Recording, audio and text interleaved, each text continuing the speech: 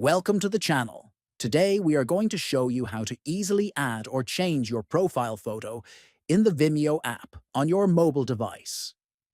Whether you are new to Vimeo or just want to update your avatar, this video will guide you through the process in a simple and clear way. First, open the Vimeo app on your smartphone. Once the app is open, tap on the profile icon at top right. Then, click on View Profile. Next, click on Edit Profile. This option allows you to make changes to your personal details. On the Edit Profile page, look for the Avatar or Profile Picture section and tap on it. Then, you will see an option to choose a photo.